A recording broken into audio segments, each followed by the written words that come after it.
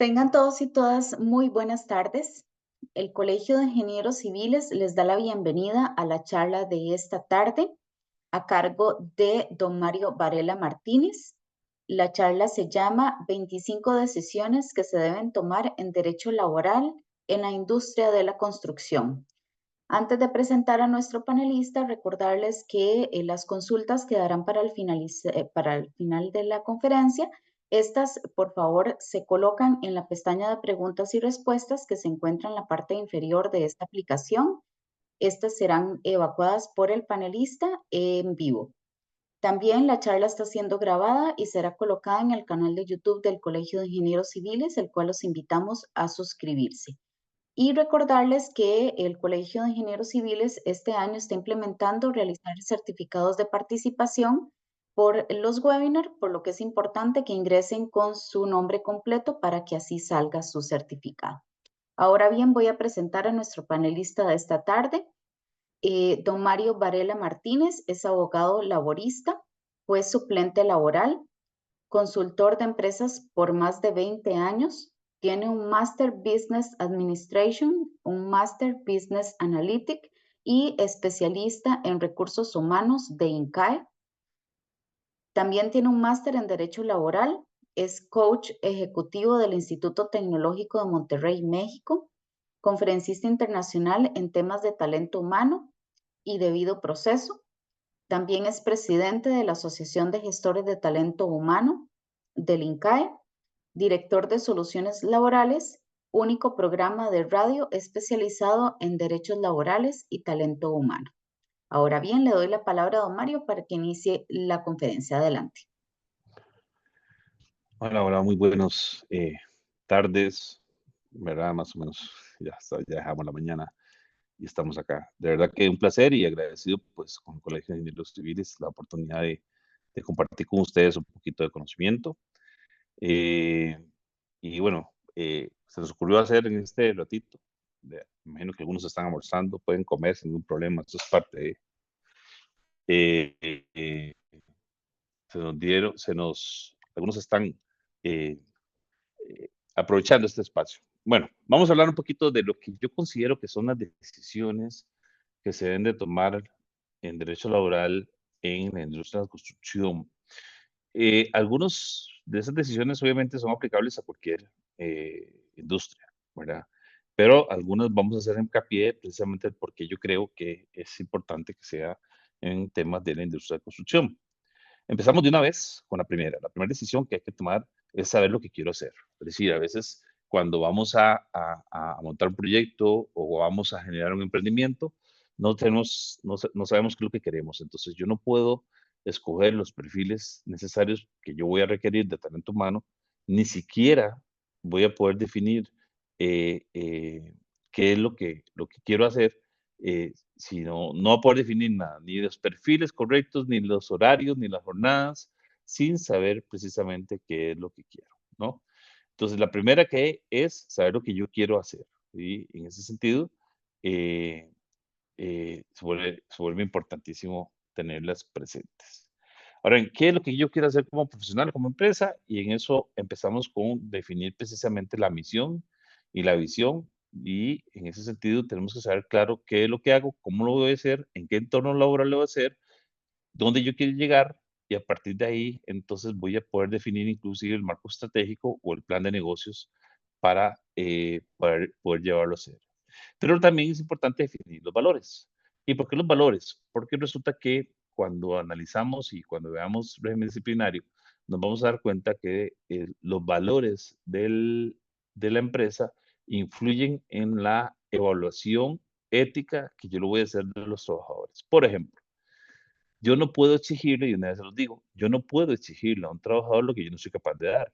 Entonces, si yo como jefe, como gerente o como emprendedor miento, yo no después no le puedo exigir a un trabajador o lo puedo sancionar o despedir porque yo miento. Entonces, esta parte se vuelve fundamental. Pero ojo, no es solamente para la parte laboral, definir la misión y visión, valores es fundamental para el éxito de cualquier negocio.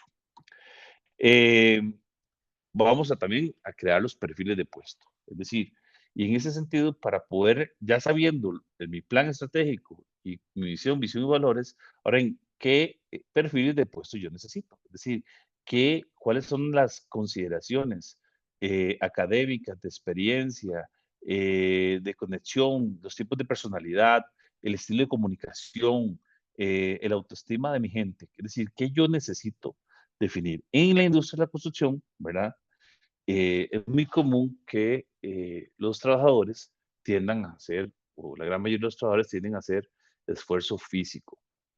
Entonces, no es malo hacer pruebas precisamente que tengan eh, médicas que busquen saber si la persona tiene la capacidad física de llevar a cabo ciertas labores y que más bien es sano que lo haga. Pero yo no puedo exigirle eso a un trabajador hoy y mañana a otro trabajador no hacerlo. Pero si yo hago el perfil de puesto y en el perfil de puesto específico que el trabajador tiene que estar capacitado físicamente para poder alzar, no sé, 18 kilos, 15 kilos, 10 kilos, pues yo tengo que ponerlo ahí y a partir de ahí, una vez establecido en el perfil, yo voy a poder exigirlo a la hora de hacer alguna prueba física o inclusive alguna prueba médica. Entonces, eso es importantísimo que lo tengamos claro. Es decir, crear los perfiles, ¿para qué? Para poder yo filtrar. Y uno de los problemas más grandes que yo he visto en la industria de la construcción precisamente tiene que ver con eso, que hay trabajadores que se contratan y media hora después de que entraron por primera vez a trabajar en una construcción, eh, alzan algo y ya se les duele la espalda y ahora sí, viene un problema y significa que hay que reportarlo al INS y si por A o por B la persona o la empresa no los aseguró en el momento porque jamás se imaginó que el día que inició el proyecto iba a haber un accidente, pues simple y sencillamente esto es un problemón del carajo. Entonces, por eso es importante que lo sepamos hacer. Entonces, hay que considerar cuáles son las pruebas médicas o físicas que hay que hacer y evidentemente determinar la capacidad física, el esfuerzo físico que hay que hacer. ¿Precisamente para qué? Para evitar una mala interpretación alrededor de este tema. Vamos con los contratos de trabajo. Hay que hacerlos, sí o sí, vean. He visto que no es común hacer contratos de trabajo en muchas empresas, pero si supieran que los contratos de trabajo más bien los protegen. Los protegen, ¿por qué? Porque en el contrato podemos definir temas que tienen que ver con jornadas, con horarios, inclusive algunas diferencias que tienen que ver en términos de si el horario, si el salario es por horas, si estamos ante una jornada fraccionada o no. Es decir, nos da un montón de flexibilidad. Pero si esa flexibilidad no la consignamos en el contrato, después no vamos y decimos una cosa y luego decimos otra, ese cambio que no fue eh, contemplado estratégicamente en el contrato, puede ser un cambio que los trabajadores digan no estamos de acuerdo y la empresa no tiene cómo obligarlos y en función de eso no le va a quedar otra que liquidarlos si es que quiere cambiar algo. O el ejemplo más clave, más común. Bueno, si en el contrato de trabajo se pone que el salario es por horas, yo no estoy obligado a que el trabajador labore 48 horas. Puede laborar 30, puede laborar 20 o puede laborar 40. Y yo únicamente le pago la cantidad de horas que éste labora. Pero sí y solo sí existe el contrato de trabajo y tiene que ser muy inteligente a la hora de establecer cuál es la forma salarial en la que yo voy a definir precisamente eso. Pero ¿qué pasa si el contrato dice, lo voy a pagar por mes? Pero a la hora, estoy pagando por horas. Bueno, el trabajador va a poder entonces pedir diferencias salariales. Por eso hay que tener mucho cuidado que los contratos, si bien es cierto, son buenos, nos dan flexibilidad, el llenado y la ejecución del mismo tiene que ser muy estratégicamente bien, correctamente bien establecido. Eh, y ojo, que los contratos son obligatorios, tesis de principio, ¿ok? Eh, Otro de las decisiones que yo siempre, bueno, esto es un tema de semanario de la universidad, en el sentido que los contratos en tesis de principio deben estar firmados por las partes, pero bueno, tampoco es malo el hecho que usted haga un contrato, se lo mande un trabajador por correo y que este simplemente diga estoy de acuerdo con todo lo que se indica ahí.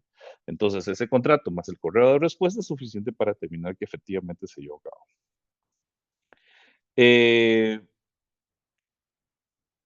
Luego vamos con definir mi cliente y la necesidad del cliente. Ok, esto es importante.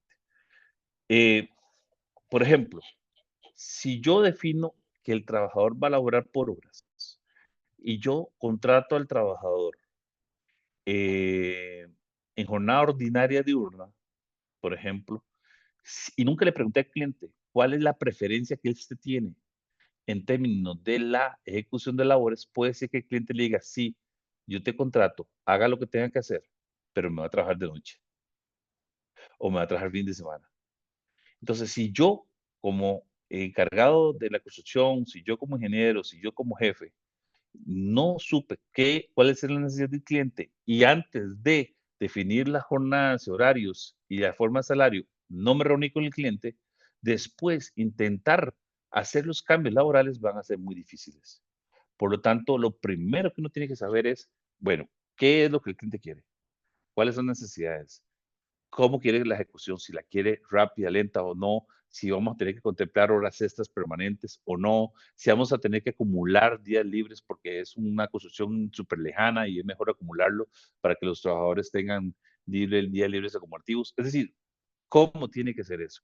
Pero eso no lo debe definir la empresa constructora o el consultor o el ingeniero a cargo, lo define el cliente y a partir de ahí se le dice al cliente lo que se puede ofrecer. El cliente puede pedir misa, pero resulta que, vamos a dar un ejemplo, resulta que el cliente dice, yo quiero que se inicie la construcción solamente los fines de semana o solamente en las noches y en las madrugadas y quiero que se termine en máximo 2 meses.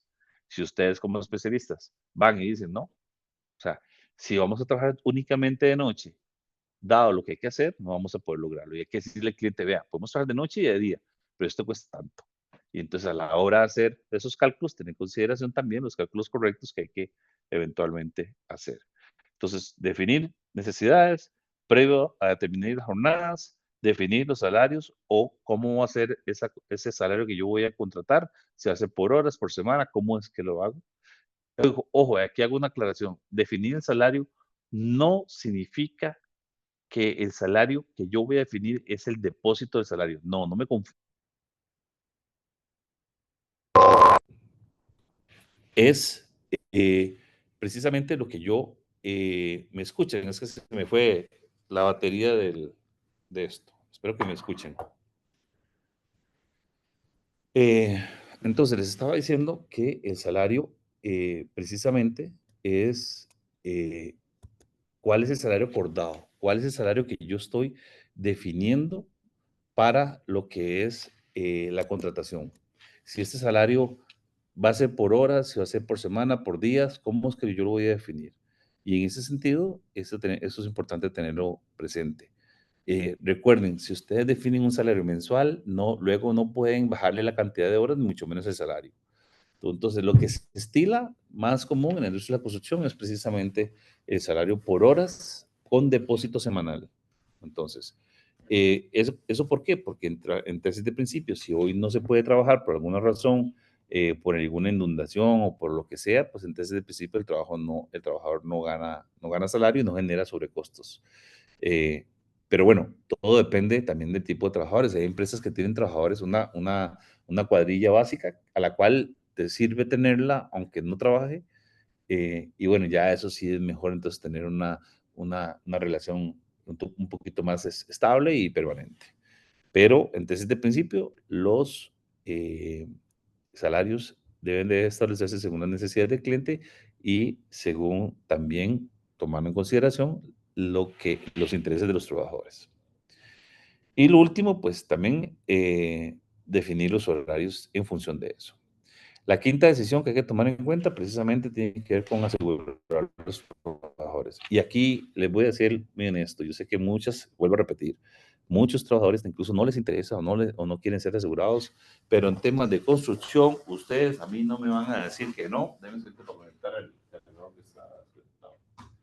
Ustedes no me van a decir que no, pero les voy a decir lo que le pasó a una clienta. Contrató a un trabajador y 15 minutos después de que entró a trabajar se cortó la pierna y no la había asegurado ni había sacado la póliza del INSS porque estaba iniciando. Debió haber sacado la póliza, aunque tal vez no lo metió, pero si la póliza hubiese estado vigente, hubiera sido más fácil incorporarlo. Pero no lo hizo. Y eso significó una condena de más o menos casi 40 millones de pesos, entre todo lo que el muchacho pidió. Entonces, no hay discusión, hay que asegurarlos y yo espero que en eso me apoyen. Luego, la sexta es definir, ¿verdad? Definir la estrategia y normas de salud ocupacional e implementarlas. Vamos a ver, es una obligación patronal hacerlo, pero si algo esto es fundamental en temas de salud ocupacional, en temas de construcción, es la parte de salud ocupacional. Ojo, no hacerlo podría, dependiendo de la circunstancia del accidente, ser considerado como un homicidio culposo. Y el homicidio culposo significa que si no se tomó en consideración y no se las normas de salud ocupacional y no se capacitó al personal, pues cometió o le pasó un accidente, podría interpretarse como homicidio culposo. Y en ese sentido, pues estarían ustedes de acuerdo que nadie va a querer tener una condena de esa naturaleza en su vida.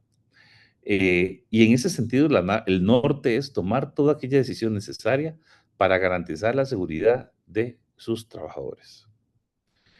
Em, Luego tenemos otras decisiones más. La séptima es capacitar sí o sí a todos los trabajadores en las normas de salud ocupacional. Esto es fundamental, la capacitación. Es mejor invertir en capacitación porque al final esto ahorra costos y conflictos futuros. A veces, ojo, eso le pasó a una empresa constructora relativamente famosa en Costa Rica. Resulta que un trabajador tenía un dolor de espalda y era oficinista en una empresa. Pues el hombre pidió vacaciones o un permiso sin goce en esa oficina, se fue y pidió trabajo en una construcción, se hizo pasar por obrero y este trabajador eh, simuló una caída y la empresa le creyó, dio el aval para ser atendido por el INSS y al final fue la póliza de riesgos del trabajo de esa empresa la que lo operó. ¿Y cómo se dieron cuenta? ¿O cómo yo me di cuenta? Porque el trabajador me lo confesó a mí. Pero nadie, ni siquiera el INSS se dio cuenta de eso, ¿verdad? Entonces hay que tener mucho cuidado con eso. Entonces hay que mejor hacer todo esto de una manera correcta. Implementar una política y capacitación en términos de acoso laboral, acoso sexual y no discriminación. Ojo, repito, son 3 puntos que están en boga. La gran cantidad de casos que están surgiendo en términos de acoso laboral y acoso sexual son altas. Y en construcción, aunque pareciera ser que hay pocas mujeres que trabajan, sí hay mujeres, y ustedes estoy seguro que sí, hay muchas mujeres que están empezando, trabajando, pero también se está dando acoso sexual entre hombres, ¿verdad? Entonces hay que tener cuidado y esto sí es una obligación tener la política de acoso sexual, pero yo sí recomiendo la laboral y la discriminación porque son obligaciones legales, ¿verdad? El acoso laboral está protegido por el artículo 69, inciso C, y la no discriminación por los 404 y siguientes. Muchos de los despidos que se están dando en el sector industrial y construcción se dan por acoso laboral y por discriminación, inclusive por homofobia. Entonces hay que tener mucho cuidado porque tenemos algunos jefes de cuadrilla o capataces, inclusive algunos ingenieros y técnicos que son altamente homofóbicos y con liderazgos autocráticos están generando daño. Cada vez más los trabajadores en la industria de construcción se están siendo capacitados y asesorados y se está socializando más precisamente todo lo que está alrededor del acoso sexual y el acoso laboral y de la no discriminación. ¿Ok? Luego diseñar correctamente los comprobantes de pago salarial. Vea, el problema más grande que yo he observado en miles de empresas no es que no paguen bien, pagan bien, pero el comprobante de pago no está correctamente diseñado. Y repito, el comprobante de pago tiene que explicar varias cosas. La primera que tiene que explicar es quién es el trabajador. Vea. Dos, qué es lo que le estoy pagando. Si una semana, si días, si horas, qué es lo que yo estoy pagando. La variable de cálculo, si es por semana, por mes o por día, ¿cómo? Y tengo que también definir cuál es el salario bruto y neto dependiendo de los rebajos que tiene que tener en términos de deducciones, ¿verdad? Pero fundamental es qué es lo que yo estoy pagando. Dice ahí, salario base. Vea, por ejemplo, este ejemplo que yo les puse aquí. Ahí dice planilla del periodo, ahí dice, bueno, se está pagando entonces de principio una quincena, ¿verdad? Y dice su salario base es de 165,000. Uno interpretaría que es un salario mensual con adelantos quincenales. Pero ¿qué pasa si fuese un, un salario por hora? Bueno, tendría que indicar cuál es la cantidad de horas que se están pagando y por qué periodo se está pagando. Los comprantes de pago pueden enviarse por correo electrónico, pero en el contrato de trabajo el trabajador tiene que especificar a cuál correo quiere recibir los comprantes de pago. Luego, antes de despedir a cualquier trabajador con responsabilidad patronal, debe asegurarse de tener la evidencia o la prueba de que el despido es por causas objetivas y no subjetivas. ¿Por qué? Porque el despido por discriminación es prohibido y las demandas por discriminación están empezando a surgir porque precisamente los patronos no dicen cuál es la razón. Y ojo, en Costa Rica es prohibido el despido porque me cae mal. Usted puede tener un trabajador que le caiga mal, pero es prohibido eso. Tiene que ligarlo usted con una causa objetiva. Bajo rendimiento, modificación del equipo de trabajo, cierre del proyecto, reducción de personal, eh, bueno, N cantidad. Cualquier causa que esté para rescindir al trabajador tiene que ser en función de negocio, no en función de la persona. No me puede caer mal, no puedo despedirlo porque sea gay, no lo puedo despedir porque sea homosexual o porque sea nicaragüense o porque sea, no sé, cubano o venezolano. O sea, yo no puedo despedir a nadie por eso, ¿verdad? Tiene que ser un despido por causas objetivas. Por lo tanto, entonces es mejor hacer este análisis previo al despido. ¿Por qué? Porque después vamos a poder, entonces, en caso que el trabajador presente una demanda, vamos a poder justificar fácilmente cuáles son esas causas objetivas por las cuales fue despedido. Si no lo hace, entonces el patrono está sujeto a que las invente, pero resulta que si no las tiene, entonces queda en evidencia que fue un despido discriminatorio y el juez puede reinstalarte al trabajador y tenés que pagarle todos sus salarios caídos. Otro punto es contemplar en el sistema de costeo del proyecto, ¿verdad? Las cargas sociales adicionales al salario. No hacer esto podría afectar el flujo de caja y por lo tanto la rentabilidad del proyecto. Esto es importantísimo. Muchos, a la hora de costear un proyecto con tal de ganarlo, lo costean sin contemplar las cargas sociales o por lo menos unas cargas sociales, dícese, no incluyen ni la cesantía ni el preaviso. Entonces, ¿qué es lo que sucede lamentablemente con esto? Si no incluyen la cesantía y el preaviso, ¿verdad? ¿Qué va a pasar si el contrato es superior a un año? Porque usted puede definir un contrato por tiempo determinado o por hora determinada, pero si este no supera el año, está bien, el trabajador no gana preaviso ni cesantía. Pero si por A o por B el proyecto se atrasa y no cobraste ese flujo, tenés que estar consciente que tenés que cobrárselo al cliente, ¿verdad? Por eso entonces yo no me complico y honestamente recomiendo a las empresas siempre,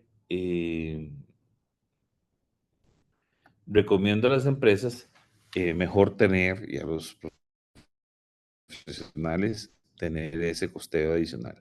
Más o menos las prestaciones por encima del salario ordinario rondan el 47%, para que lo tengan.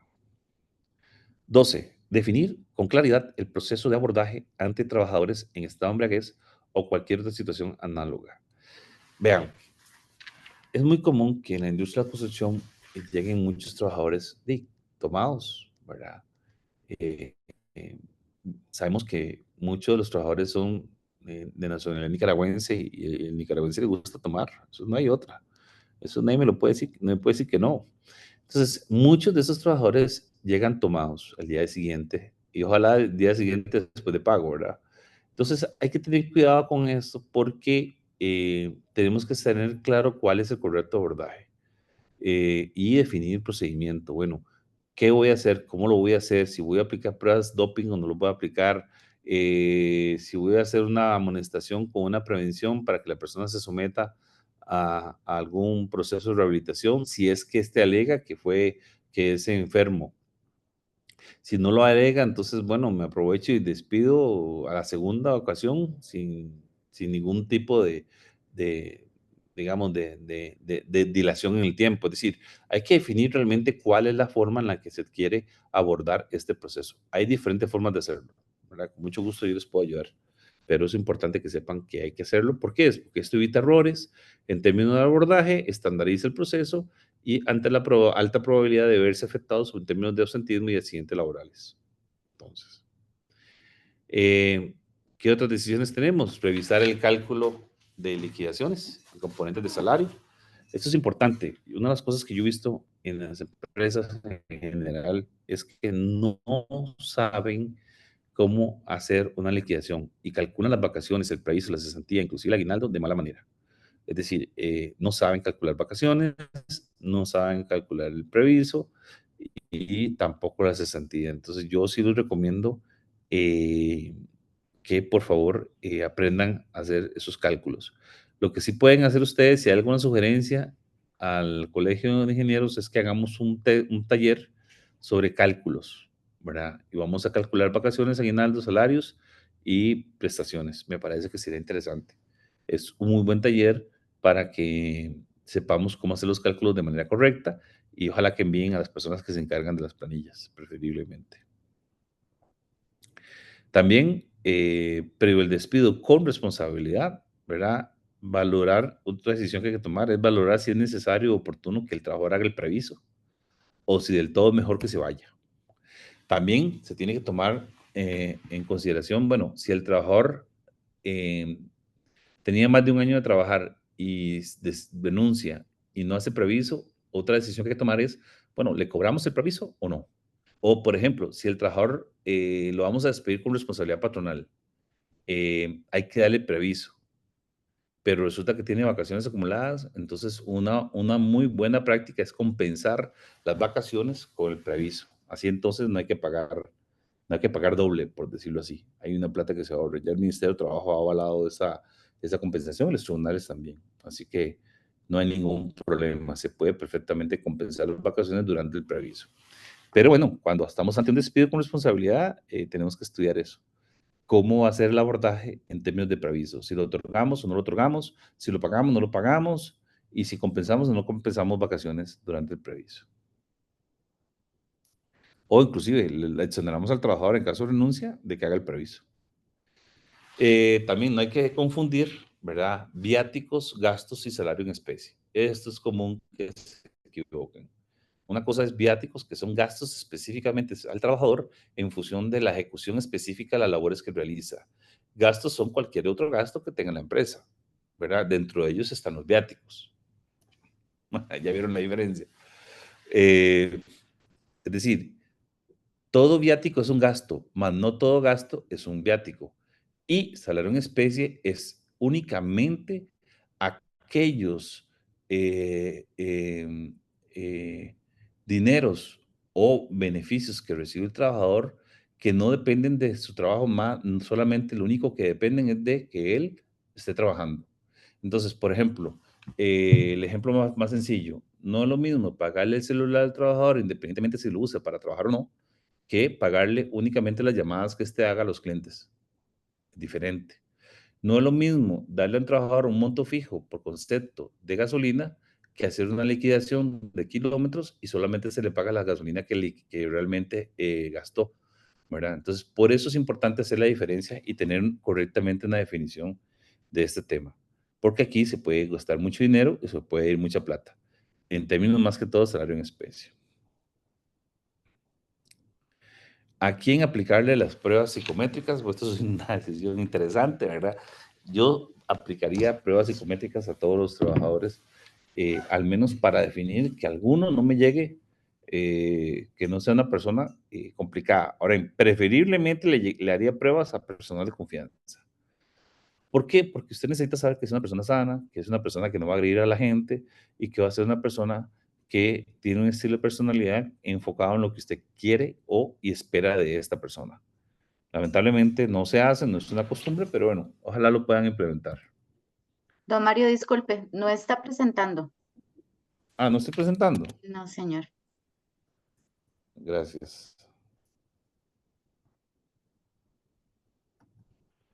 Vamos a ver. Ah, es que se fue. Venme con pantalla completa. Ahora sí. Sí, señor, ahora sí. Muy bien. Vale la pena, ¿verdad? Saber la salud mental de los trabajadores. Esto es importantísimo. Ojalá tener claro que vale la pena la salud mental de los trabajadores y en ese sentido cuestionársela, ¿verdad? ¿Qué tanto necesito gente sana en la construcción o gente un poquillo loca y atrevida?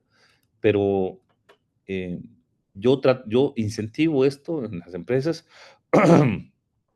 Sé que en construcción a veces no queda otra que contratar a quien esté disponible, pero si ya soy una empresa o tengo un emprendimiento que voy creciendo y tengo gente, entonces sí es importante tomar en consideración esto hacia futuro, dado que la salud mental inadecuada me puede generar problemas de acoso sexual, acoso laboral y problemas inclusive de mal manejo de emociones. Vea lo que pasó ayer en el condominio en Escazú.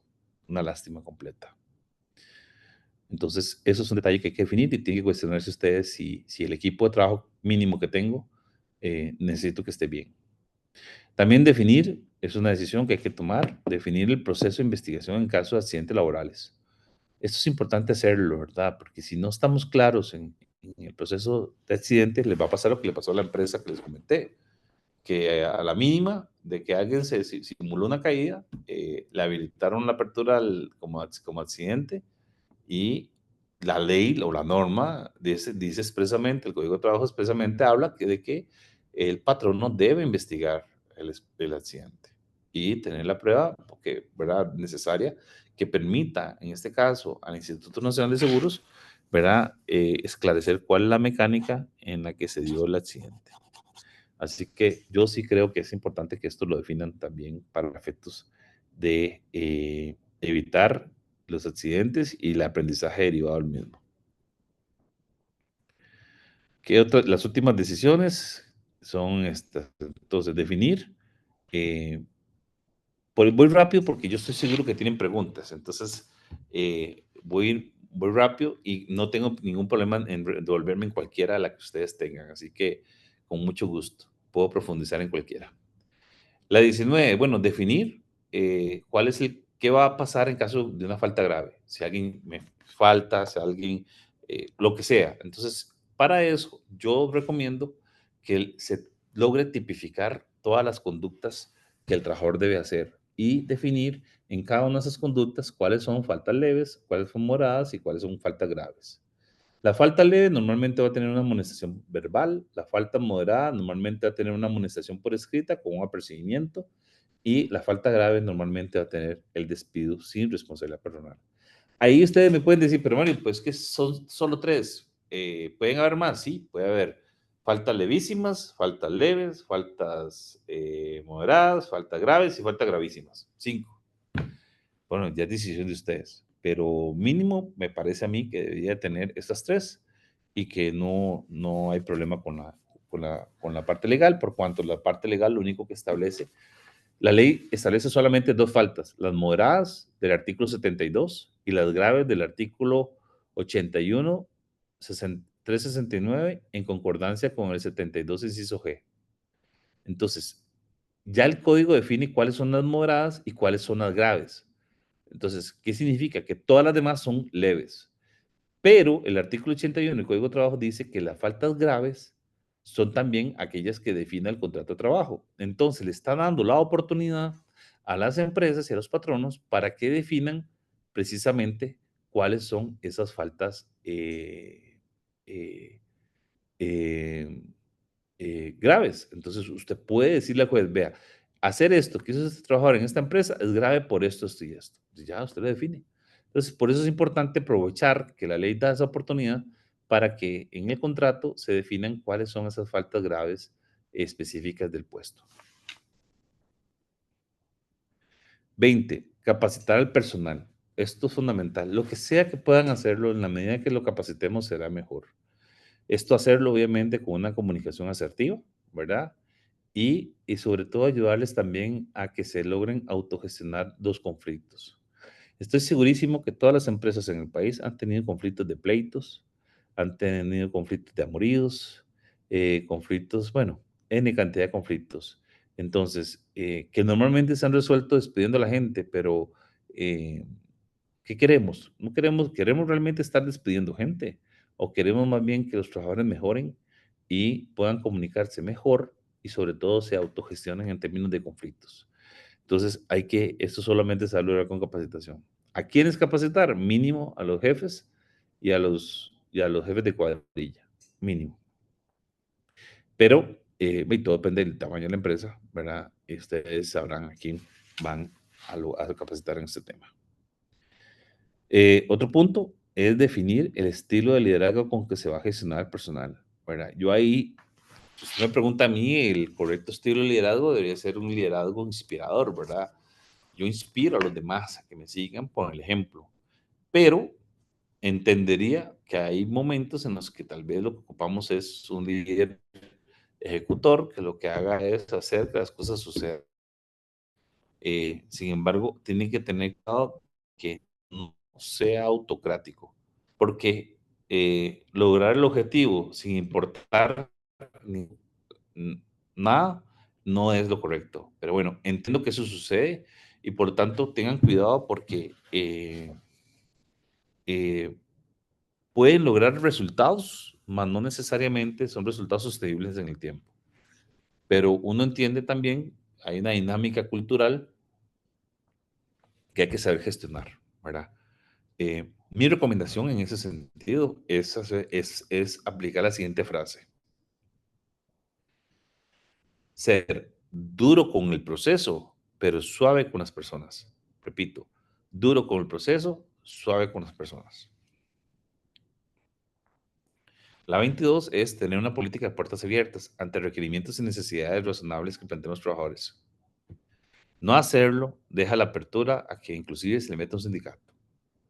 Tienen que tener política abierta, tienen que tener en la estructura gerencial o las jefaturas o ustedes mismos como jefes, como jefes ingenieros, tienen que tener una política de apertura, no cierren ninguna comunicación, ¿verdad?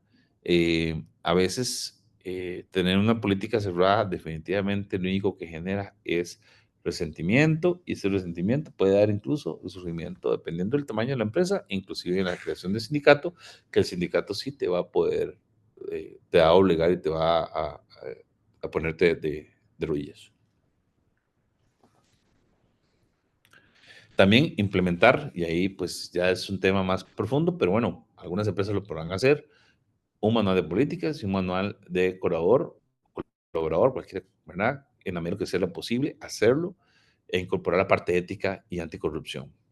Dependiendo de la empresa, yo metería eso, en especial el personal de licitaciones y ventas, para que pues aprendamos de eventos del pasado. Y en ese sentido hay que tratar de manejar e implementar esto lo mejor que se pueda. Eso le da estatus y credibilidad a la empresa. Y 24, asegurarse que el contrato, comprobante de pago y las planillas de inicio en la caja sean congruentes. Cualquier inconsistencia que tengamos en el contrato de trabajo, comprobante de pago, planillas de inicio en la caja, va a beneficiar al trabajador. Entonces, muy importante tener claro que deben ser congruentes en cuanto a la información, el comprobante de pago y las planillas. ¿Ok? Y la decisión número 25 es no despedir con o sin responsabilidad patronal a ningún trabajador sin el visto bueno del suscrito, Mario Varela Martínez, y asegurar una decisión objetiva.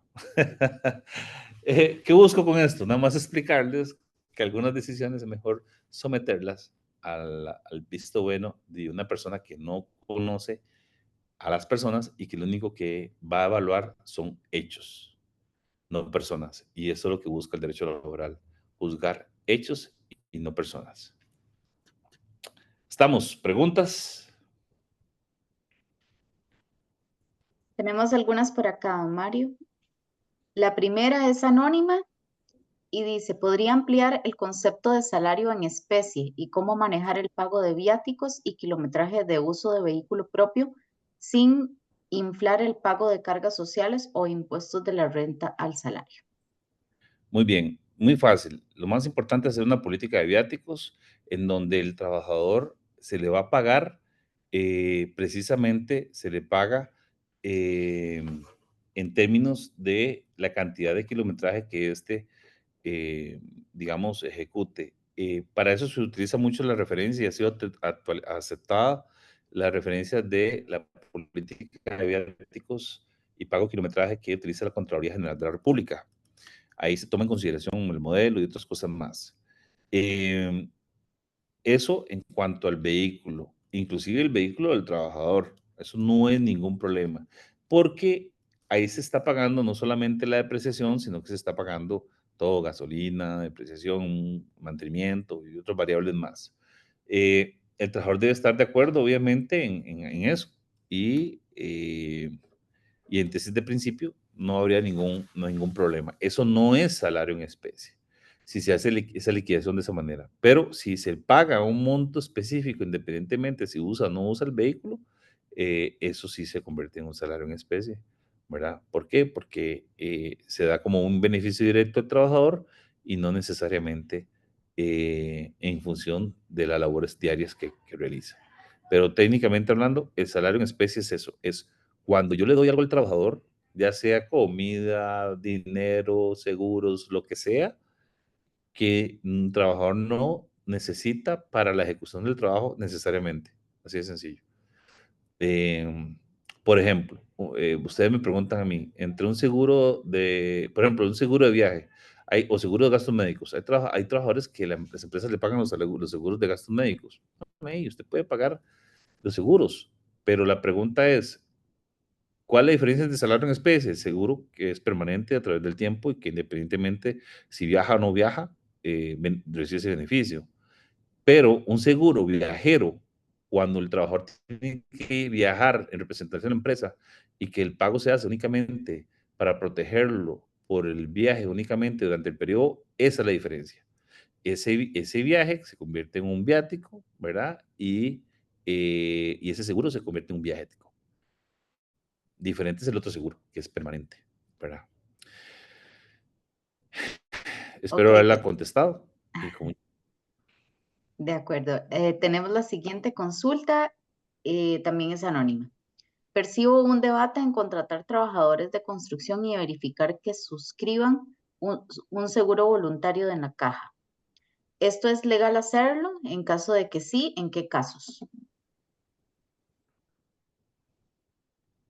ningún trabajador, técnicamente hablando, que confluyan los tres elementos como pago de un dinero a cambio de una prestación de servicio y bajo la figura de subordinación, ¿verdad? No es un trabajador ordinario y por lo tanto quien paga la caja es el patrono y el trabajador, ambos. El trabajador, ahora indistinto es el personal o el trabajador que brinda servicios profesionales externos, no sé, como los arquitectos, ustedes mismos como ingenieros.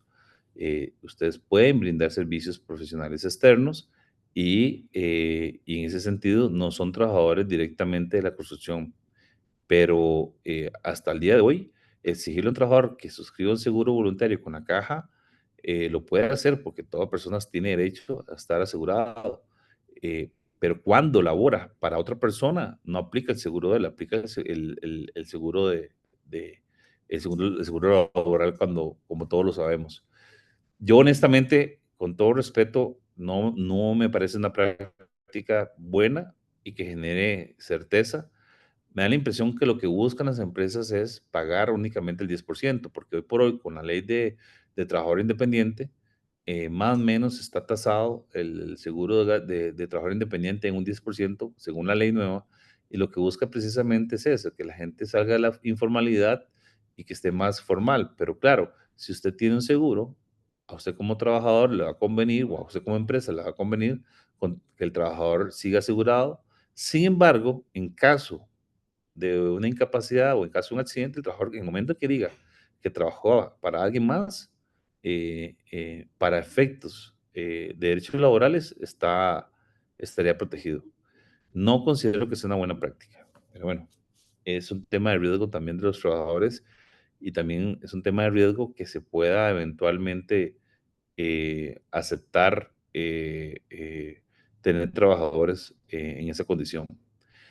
Ahora, si usted me pregunta a mí, algo que pueden hacer en algunos lugares, si usted es una empresa que constantemente tiene un flujo interesante de trabajadores, usted puede fomentar la cooperativa de autogestión. Es decir, usted llega y le dice a los trabajadores, ¿por qué ustedes no hacen una cooperativa de autogestión?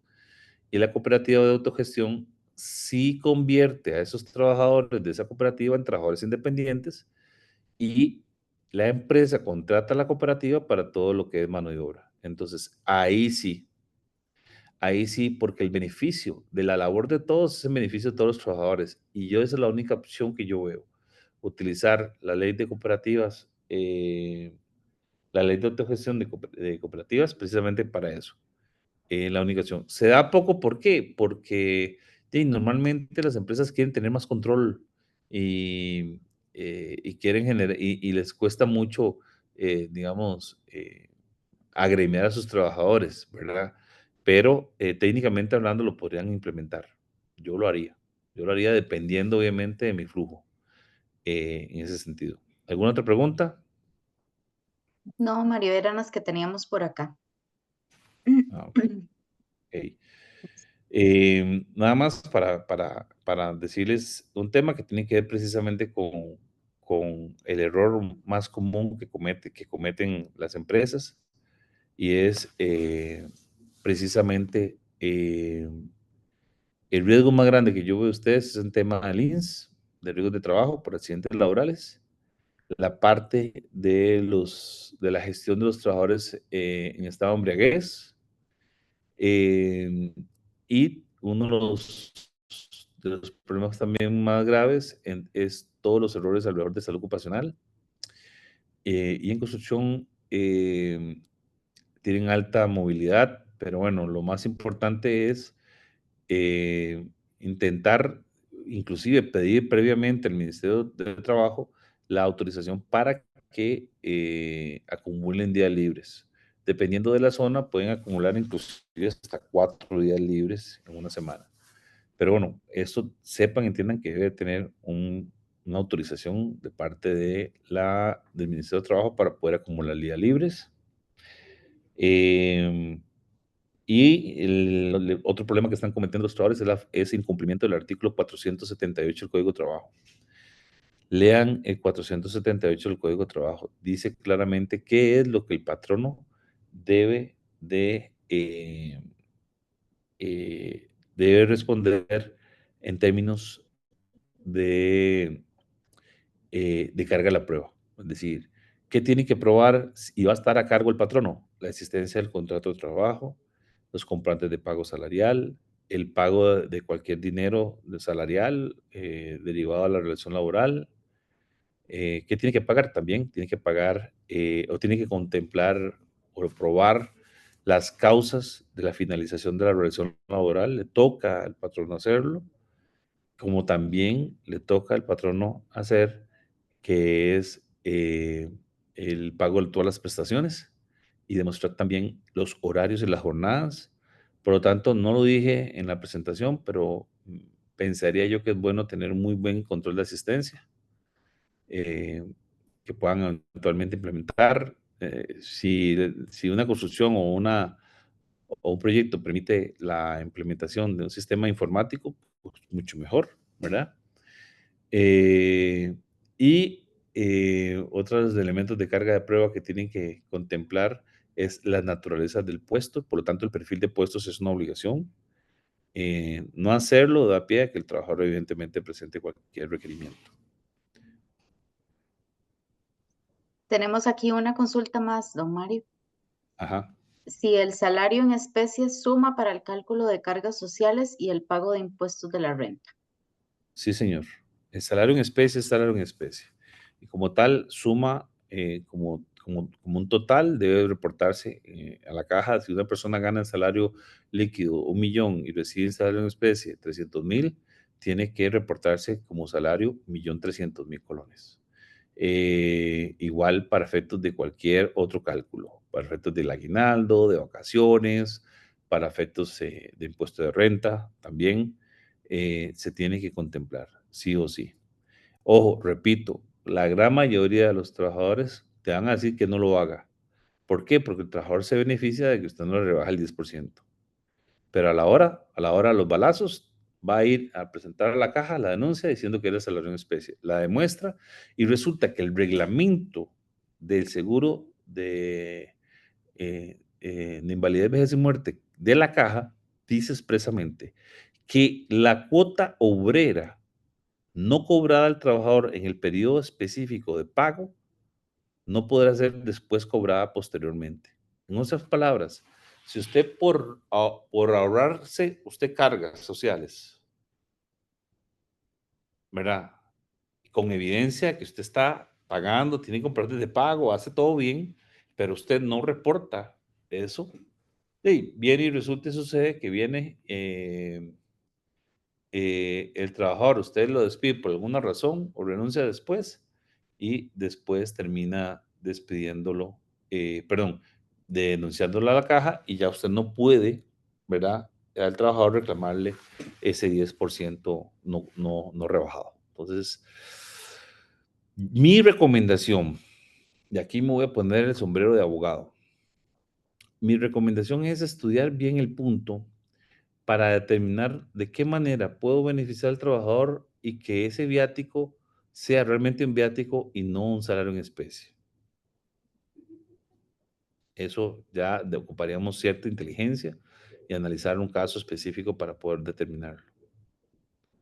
Y pues para efectos de información de contacto, don Braulio, muy amable, mi nombre es Mario Varela Martínez y mi celular para que me puedan contactar, el WhatsApp es 8845-1079.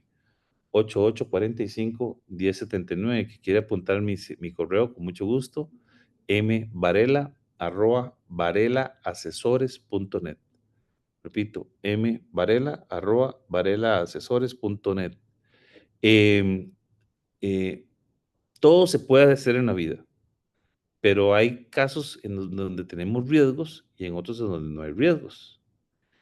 Lo más importante es la gestión de ese riesgo de manera correcta, ¿verdad?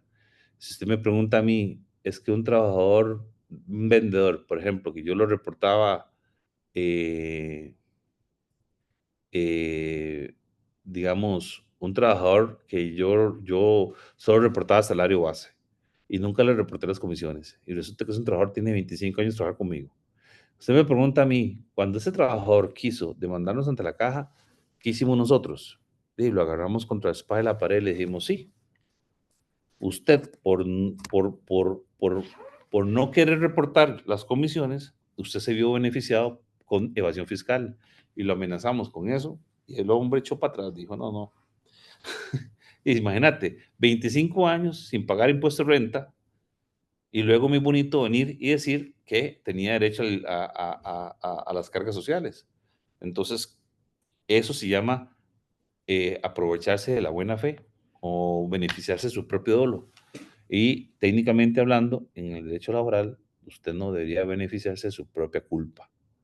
Pero bueno, en términos de principios hay que saberlo gerenciar eso y determinar de la manera correcta, ¿verdad? ¿Alguna otra duda? Aprovechen, chicos, con mucho gusto. Les comento para que sepan que tienen cuidado con el tema de salud, de la salud mental. Está en boga y está creciminación. Y también hay que tener cuidado porque está también creciendo las demandas por horas extras, porque todavía no se está manejando correctamente el cálculo correcto o también el registro correcto de las horas extras.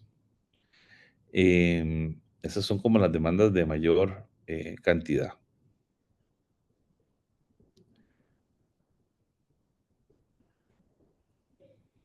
Como que esas eran las consultas, don Mario, que teníamos por acá. Les damos las gracias a todas las personas que se conectaron. Gracias a don Mario por esta conferencia tan enriquecedora.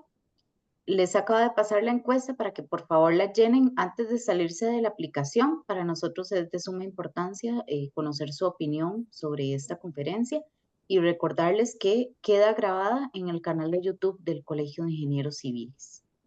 No sé si hay alguna otra.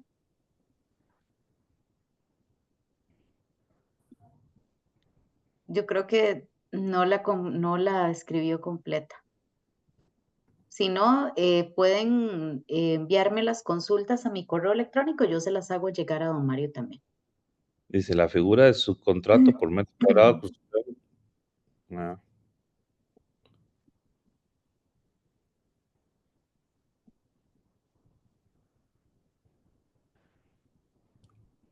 Carol, cierro con el tema de las horas extras, ahí veo una pregunta. Ok, de acuerdo.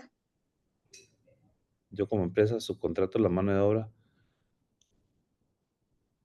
Bueno, rápidamente, don Fabián, la figura del subcontrato por metro cuadrado de construcción, yo como empresa subcontrato la mano de obra de la construcción, yo no hubo ningún problema, y que se puede ser muy creativo en ese tema.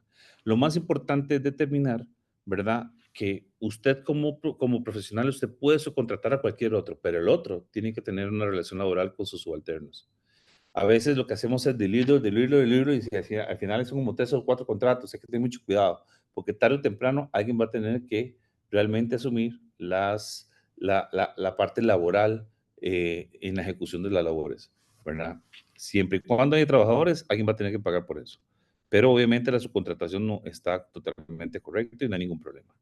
En cuanto al tema de las horas extras, bueno, lo más importante con el tema de las horas extras es tomar en consideración que no es lo mismo la hora extra en jornada ordinaria diurna, en jornada ordinaria mixta, que en jornada ordinaria nocturna. Entonces, tengan cuidado mucho con eso. ¿Cómo se puede evitar el pago de horas extras? Bueno, ser creativos, se puede implementar la jornada fraccionada, dependiendo de las necesidades del proyecto. Se puede implementar la jornada acumulativa, dependiendo de las necesidades y la particularidad del proyecto.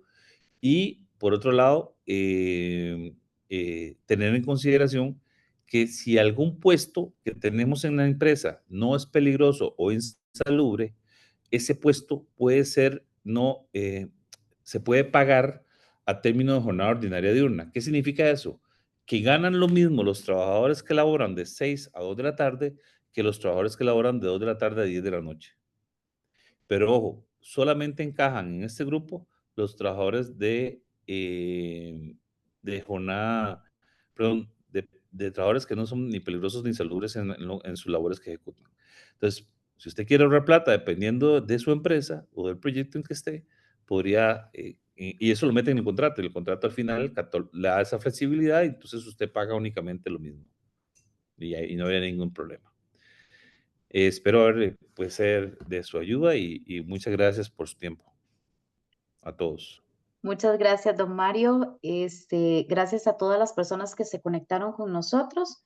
Y sin más, damos por finalizada la conferencia. Tengan todos y todas muy buenas tardes. Chao.